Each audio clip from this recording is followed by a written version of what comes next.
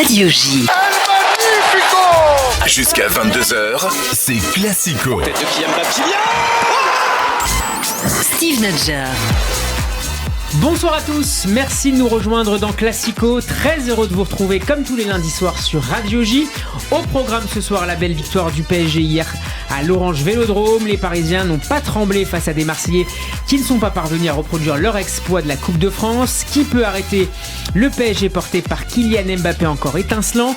Neymar doit-il s'inquiéter pour la suite de la saison, notamment face au Bayern Munich la semaine prochaine? On se demandera également si Igor Tudor s'est trompé hier soir dans ses choix tactiques. Voilà pour les principaux éléments du menu de Classico. Tout de suite, le casting du soir. C'est la mémoire foot de cette émission, le chat GBT de Classico. Alexis Vizan est avec nous. Bonsoir Alexis. Bonsoir à tous. Et merci d'être avec nous. Lui a choisi non pas de mettre des paillettes dans sa vie, mais des stats. C'est le Mister Data du soir. Bonsoir Jérémy Guel. Bonsoir à tous. Jérémy, et bienvenue à toi également dans Classico. Merci. Notre invité du soir a été rédacteur en chef de l'équipe, puis directeur de France Football tout court. Il conseille aujourd'hui l'AS Saint-Etienne. Bonsoir Denis Chaumier. Bonsoir. Et bienvenue dans Classico. Merci d'avoir accepté notre invitation.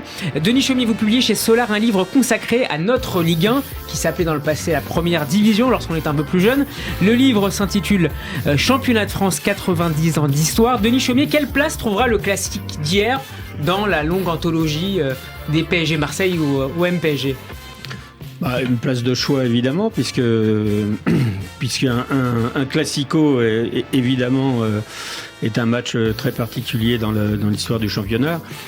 Bon, disons qu'il y a d'autres aussi grandes confrontations dans ce championnat, que ce soit le derby lyonnais, que ce soit les Nantes Saint-Etienne aussi des années 60, ou même des Marseille Saint-Etienne. Donc ces confrontations de toute façon sont des confrontations qui sont regardées par tous les passionnés du foot et trouvent naturellement leur place dans la grande histoire. À l'origine, quelle était la part le caractère artificiel de cette rivalité entre les Parisiens et l'OM dans la fin des années 80, début 90? Artificielle, je sais pas, mais en tout cas, elle a été créée, oui, presque de toutes pièces par notamment Bernard Tapie, qui à l'époque dirigeait l'Olympique de Marseille et voulait faire de Paris son adversaire numéro 1. Je rappelle que Paris à l'époque était entre les mains d'une chaîne de télévision qui s'appelle Canal+, et qui avait là une volonté un bras de fer qui s'est organisé et qui a pris même des proportions assez parfois inquiétantes sur le terrain, je dois dire. Mais les deux parties avaient intérêt à ce que cette rivalité prenne. Exactement. Canal+ avait intérêt à ce que Marseille est un grand club parce que évidemment ça alimentait son antenne.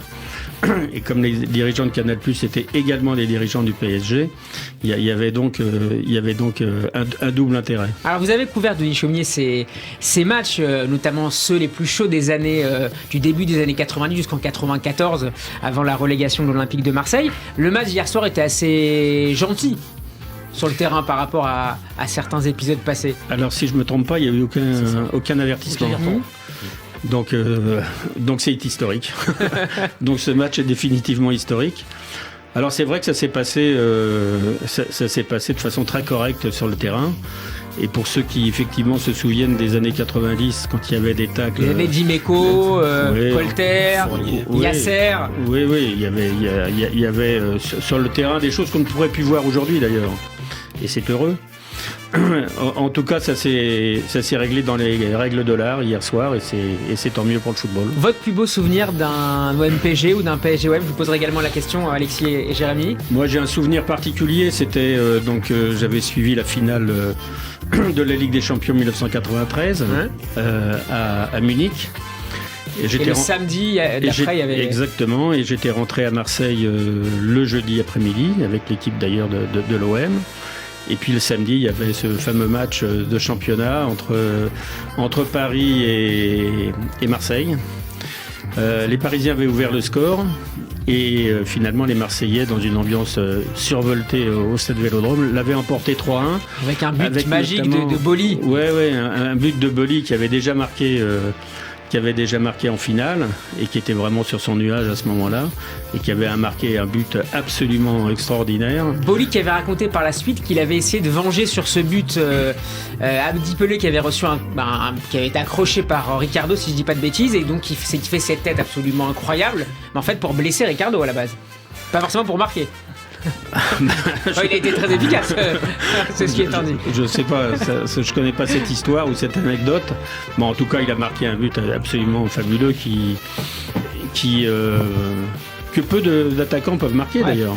Quasiment à 20 mètres à peu près. Oui, c'est ça, d'une reprise de la tête de 20 mètres dans la lucarne de son ami Bernard Lama. Donc pour moi c'était le plus beau souvenir parce que c'était dans la foulée aussi de la Ligue des Champions.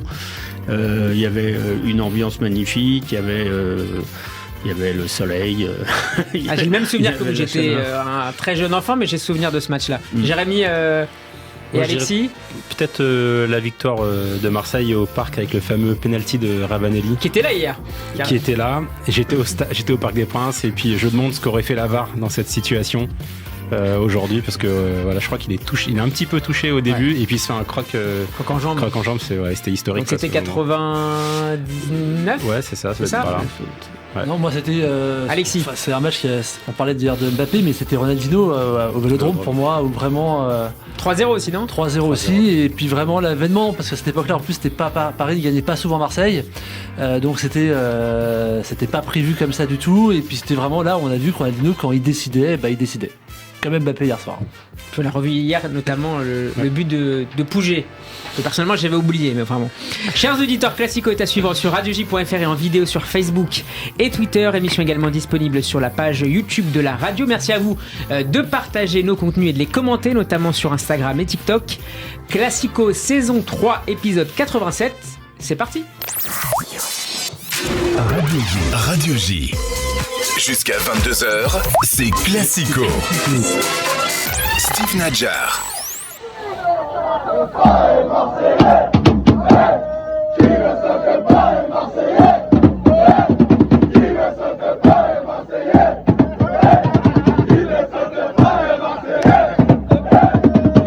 Vous les avez reconnus ? C'est les joueurs du PSG qui chantent. C'est pas les supporters, ce sont les joueurs du PSG qui fêtent avec leurs supporters la victoire hier sur l'Olympique de Marseille. Victoire nette et sans bavure des hommes de Christophe Galtier. Votre analyse générale d'abord de ce match-là, Denis Chaumier, on commence avec vous sur la victoire assez nette des Parisiens. Est-ce qu'il y a eu vraiment match hier ? Oui, il y a eu un match. Disons qu'il y a eu un match dans le premier quart d'heure et que le premier but parisien a été un incendie, quoi. Évidemment, on avait encore en mémoire le match de Coupe de France que l'OM avait emporté. Et à l'époque, on s'était dit que, évidemment, un pari sans Mbappé n'est pas le même qu'un pari avec Mbappé. Et donc, on en a eu la confirmation hier soir avec un Mbappé qui, comme on le sait, il peut décider du sort d'un match pratiquement à lui tout seul. Bien sûr, il était extrêmement bien entouré avec des joueurs qui étaient probablement animés d'un esprit de revanche. Notamment Marquinhos, le capitaine. Dont Marquinhos, bien sûr, mais je pense que c'est le cas un peu de tous les joueurs.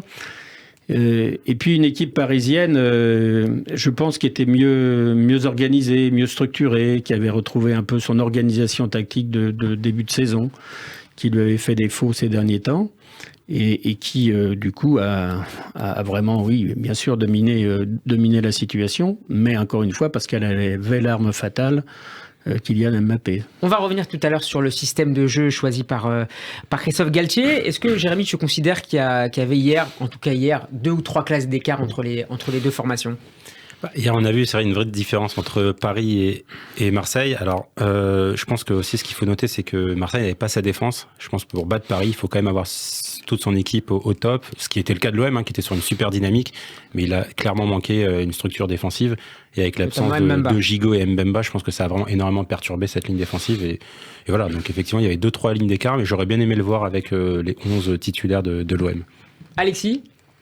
Moi j'allais mettre en avant le système, donc on va en parler après, mais je trouve que le système effectivement parisien du 3-5-2 a clairement permis de mettre tous les joueurs du PSG dans les meilleures dispositions. Parce qu'au milieu de terrain, on a vu que les trois étaient bien au centre et qu'ils évitaient de s'éparpiller du fait que les côtés étaient bien pris par les latéraux. Et donc effectivement, je voulais mettre en avant justement donc Christophe Galtier en fait par rapport à ça, parce que du coup c'est aussi, on va beaucoup parler d'Mbappé, mais je pense que Galtier sur ce match et avec le match de Lille qui était juste avant sur le côté un peu abnégation d'équipe, il reprend un peu la main et en prévision du match contre le Bayern, c'est intéressant. On sait que le PSG va mettre cette équipe contre le Bayern. Alors on va y revenir justement sur le prochain 11 contre le Bayern. C'est un tournant dans la saison, la course au titre est pliée, Denis Chaumier. C'est un tournant. En fait, c'est l'histoire d'un titre annoncé. En fait, au début de la saison, tout le monde sait que le PSG va être champion. Voilà, à 95%, on sait que ça sera Paris. Mais on a cru ces dernières semaines qu'il y avait peut-être un peu plus de suspense cette saison. Oui, mais bon, on aime bien entretenir ce suspense parce que pour nous, il est préférable d'avoir effectivement une lutte au sommet entre plusieurs équipes. La réalité, c'est que Paris dispose de forces nettement supérieures aux autres. Et qu'il suffit que Paris se réveille pour que Paris fasse un match comme hier soir. Voilà, donc en fait, je dirais pas que c'est un tournant. Ils avaient déjà 5 points d'avance, maintenant ils en ont 8. Bon, voilà, ils sont sur la route du titre comme il était prévu depuis le début de la saison. Enfin, Jérémy, je pense que c'est pas gagné d'avance. Je pense que c'est un peu l'arbre qui cache la forêt hier, le match du PSG. Ils ont fait un très bon match, mais ils étaient quand même sur. Si on reprend 2 semaines avant au Bayern, on était à 2 doigts, à 2-1 pour Lille. On était en train de renvoyer Galtier, de penser au prochain entraîneur. Je pense qu'il y a un vrai momentum pour le PSG là, avec le match contre le Bayern, parce qu'il y a aussi une cohésion avec le public qu'on n'avait pas vu depuis longtemps. Mais je crois qu'on a vu aussi à Lille d'ailleurs. Qu'on a vu à Lille en fin de match, parce qu'il y a eu ce petit réconciliation avec Neymar. Mais je pense que le match du PSG face au Bayern peut être déterminant pour la fin de la saison. Il reste 13 journées. Voilà, si Paris n'a plus rien à jouer, je suis pas sûr que ça soit gagné d'avance pour Paris, le titre. Alexis, est-ce que le scénario du match aurait pu être un peu différent si Nuno Tavares avait marqué ou reçu une passe décisive pour Sanchez, par exemple? On était à la 12e minute de ce match-là. Non, mais c'est sûr que ça aurait donné un peu plus de force, de conviction aux Marseillais, puis qui après le premier quart d'heure, on a vu effectivement, le premier quart d'heure était vraiment très, très équilibré. Je trouve qu'au milieu de terrain, il y avait une vraie bataille, et là, Marseille donne l'impression de le remporter, mais les Parisiens, on voyait que ça lâchait pas de ce côté-là. Donc je pense qu'ils auraient tenu un peu plus longtemps avec un but Tavares, mais sur la durée du match, je pense que le résultat aurait été côté parisien. Alors, ils auraient pu en mettre 4 ou 5, les Parisiens, par ailleurs, en première mi-temps. C'est des vraies grosses occasions en plus, c'est pas des occasions tirées par les cheveux. Le raté de Messi, c'est...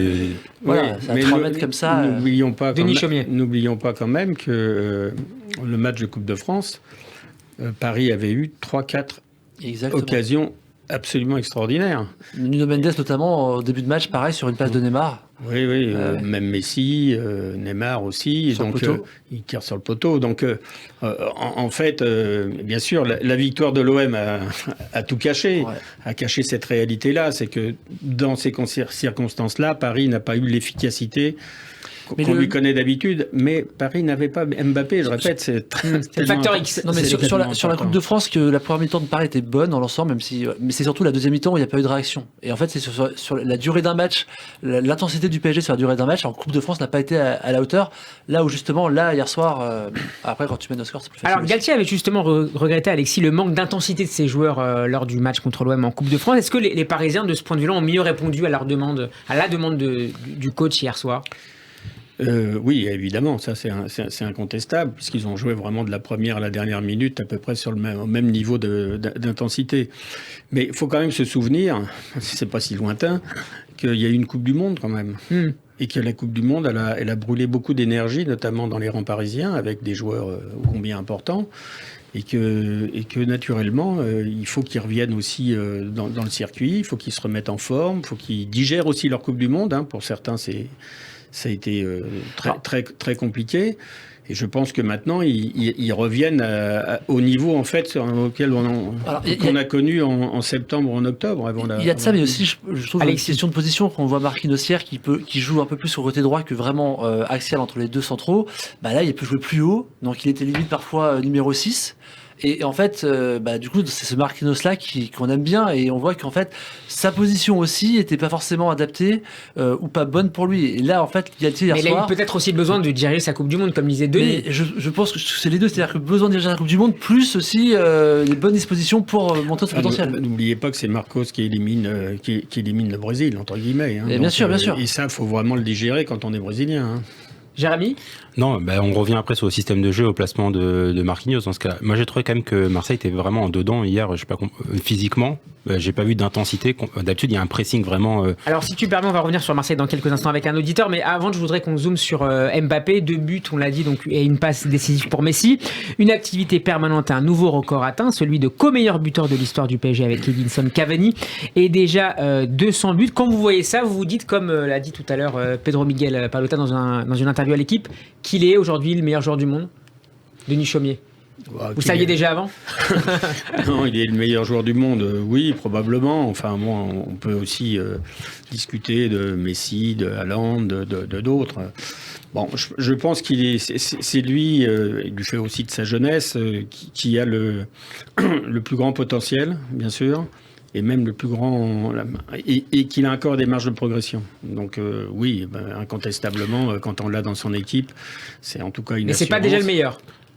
Pas nécessairement. Non, je pourrais dire que c'est le meilleur, bien sûr. Non, mais si on prend le classement Ballon d'Or, le classement Ballon d'Or, il est même pas dans les 3 premiers, ce qui est assez surprenant. Cette année, mais je pense que qu'en fait là où c'est intéressant, c'est qu'on voit que cette année vraiment il est rentré dans la tête. C'est-à-dire qu'on ne parle que de lui. C'est-à-dire que même que ce soit Tudor hier soir ou Nagelsmann avant le Bayern, on ne parle que de Mbappé. C'est le facteur X du PSG. On voit bien que c'est le vrai facteur déterminant de Paris. Je pense que par rapport à ça, la finale de la Coupe du Monde a un impact énorme. Le triplé qu'il met, c'était pas aussi. Évidemment, ça a toujours été un des facteurs déterminants, mais on parlait de lui quand on parlait de Messi et de Neymar au PSG. Là, c'est vraiment Mbappé et les autres. Oui, enfin, je rappelle qu'il a été encore plus décisif lors de la précédente Coupe du Monde, puisqu'il avait marqué en finale. Ouais, mais donc, là, il fait gagner contre l'Argentine aussi. Voilà. Bon, allez, on reverse complètement le scénario de cette finale. Là, triplé en finale, c'est quand même. Enfin, à chaque fois que j'y repense, j'ai quand même triplé en finale. Bien sûr. Tu en pleures encore, Alexis ? Il n'y en avait qu'un seul. Encore. En fait, je trouve ça exceptionnel parce que la finale sur le triplé, c'est pas sur des actions de jeu. L'exemple de Messi sur le but qu'il met contre Marseille hier, c'est très beau, mais la passe est exceptionnelle, etc. Là, c'est triplé, mais sur des phases arrêtées. Enfin, le deuxième, c'est en reprise, mais il y a deux pénaltys. C'est loin d'être une phase arrêtée, mais une reprise. C'est une reprise, c'est instantané. Je veux dire, justement, c'est un but qui est créé, c'est pas un but où il pousse la balle au fond. Denis Chaumier. C'est ça qui est fort. On va repartir au Qatar avec Alexis, mais Denis Chaumier, comment Mbappé s'inscrit-il dans la longue histoire des attaquants des stars du PSG? Est-ce que il est en train d'écrire quelque chose que personne d'autre avant lui n'avait écrit au PSG? J'ai l'impression, oui, parce qu'il est déjà, comme vous l'avez dit, co-meilleur buteur du club avec 200 buts. À égalité avec Cavani. Je crois qu'il a marqué ses 200 buts dans un nombre de matchs inférieur à celui de Cavani. Bon, alors je ne sais pas s'il va rester longtemps au PSG, mais si c'est le cas, il va en marquer 500 à ce rythme-là.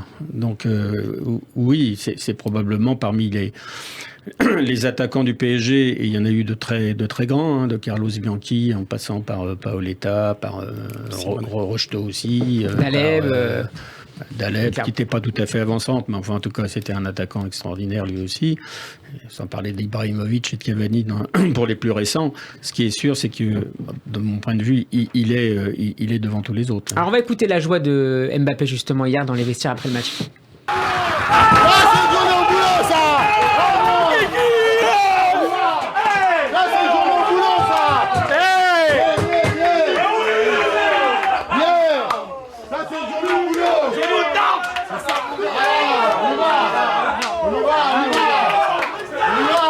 C'est le meilleur joueur de l'équipe, pardon. C'est aussi son leader numéro 1, Denis ?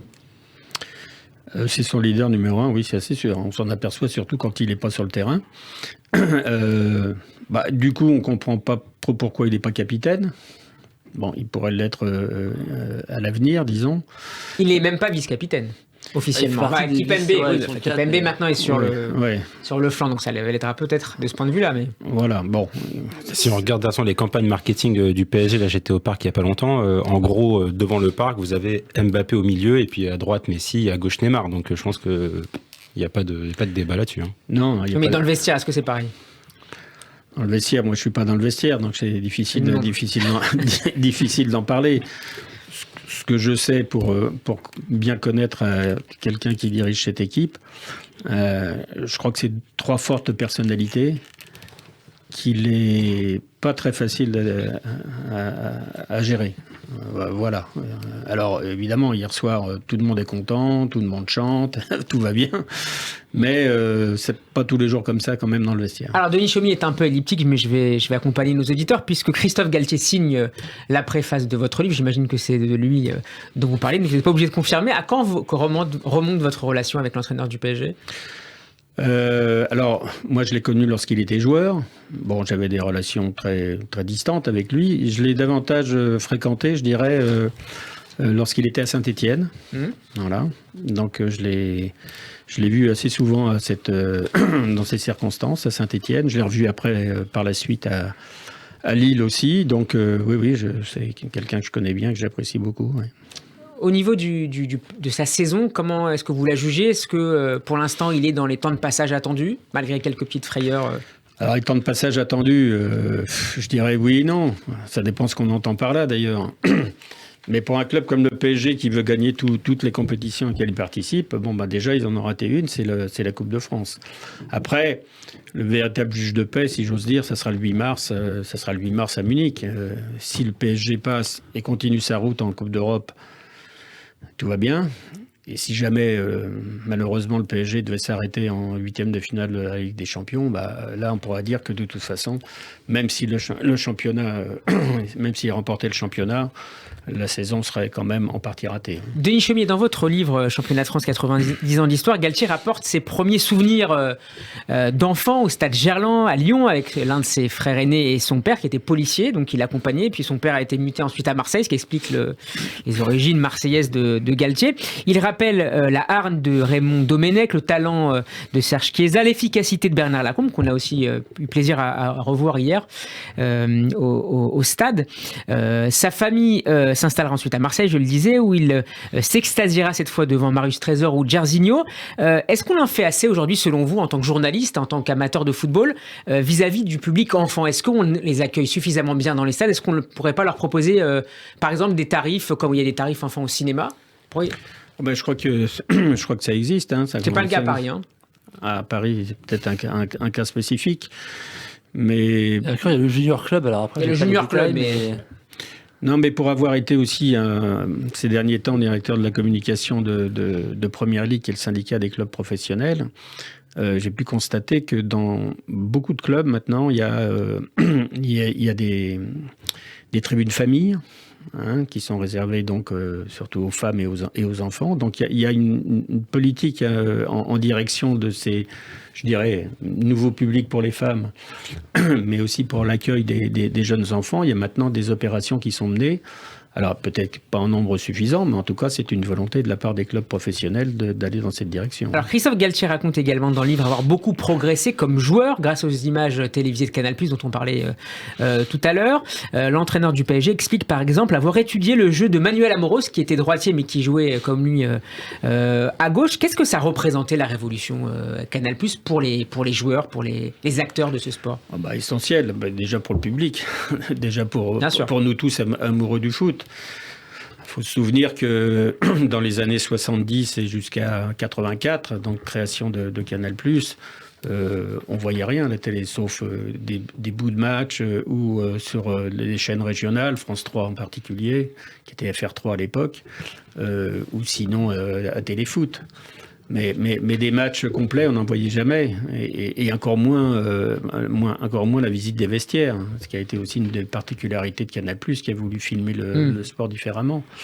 Donc ça a été essentiel parce que d'abord, tout le monde y a pris du plaisir, bien sûr, a découvert beaucoup de stades, d'équipes, de joueurs. Et puis effectivement, pour les techniciens et pour les joueurs, c'est une façon aussi de se préparer à affronter son prochain adversaire.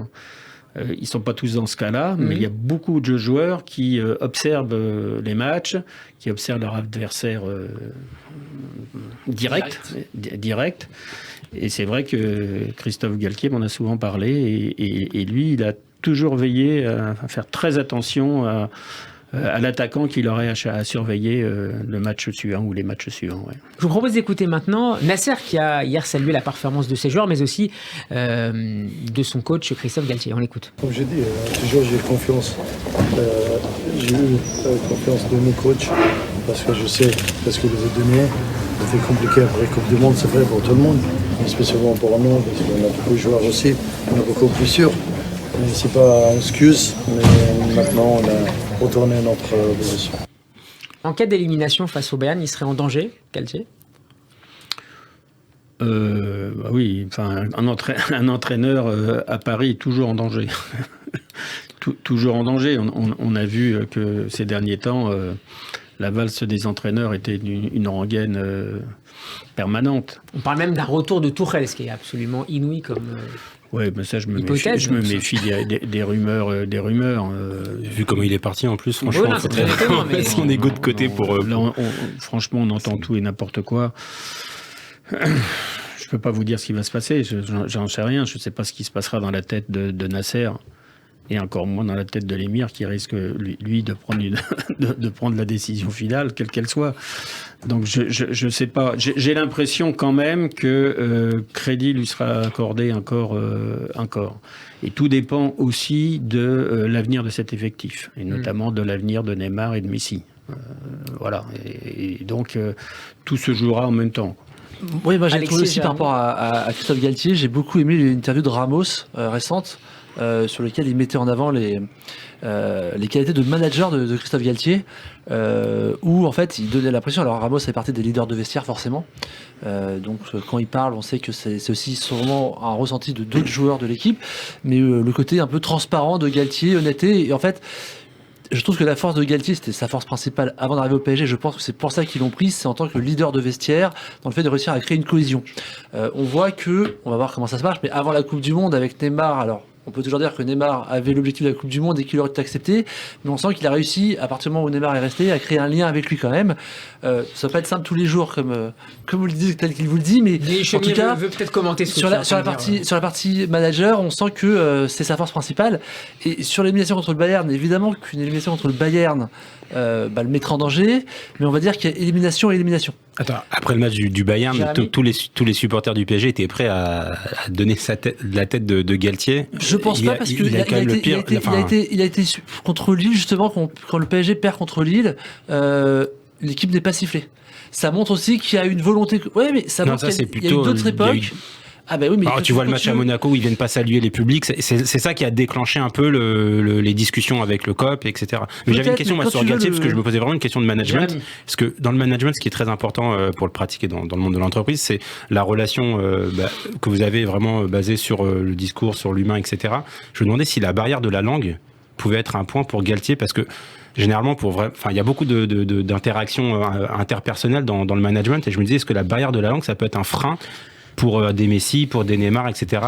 Comment il arrive à créer ce lien particulier? Alors c'est sûr que c'est pas très facile. D'ailleurs, c'est le problème de beaucoup d'entraîneurs en France et ailleurs. Ouais. Parce que maintenant, vous pouvez avoir un vestiaire avec 12 nationalités. Hein. Donc, mais justement, il a toujours été dans des vestiaires... Ce qui peut créer des clans. Alors, ce qui peut créer des clans, ce qui peut créer aussi une communication difficile entre l'entraîneur et les joueurs, voire même entre les joueurs entre eux. Donc, c'est un phénomène complexe et nouveau à appréhender. Bon, lui, il a fait des efforts. il a fait des efforts. Il parle anglais, pratiquement. Alors, oui, il parle anglais. Il est allé en Angleterre dans le cadre de sa vie professionnelle déjà. Voilà, mais il a su créer ce lien. Il a su créer ce lien. Parce qu'il a ce talent-là, effectivement, vous le soulignez tout à l'heure, il a ce talent-là, c'est de créer cette relation humaine. Voilà, c'est pas quelqu'un qui est distant, c'est quelqu'un qui est complètement immergé dans son vestiaire, au milieu de son groupe, et c'est quelqu'un qui crée des liens avec le groupe et qui n'oublie personne en chemin aussi. Ce qui est clair, c'est qu'il a 3 loustiques, si j'ose m'exprimer ainsi, qui sont des loustiques difficiles à gérer pour plein de raisons. Mais globalement, il y arrive. Globalement, il y Ok. arrive. Igor Tudor, lui, parle beaucoup l'italien, paraît-il, dans le vestiaire marseillais. On va parler de l'OM.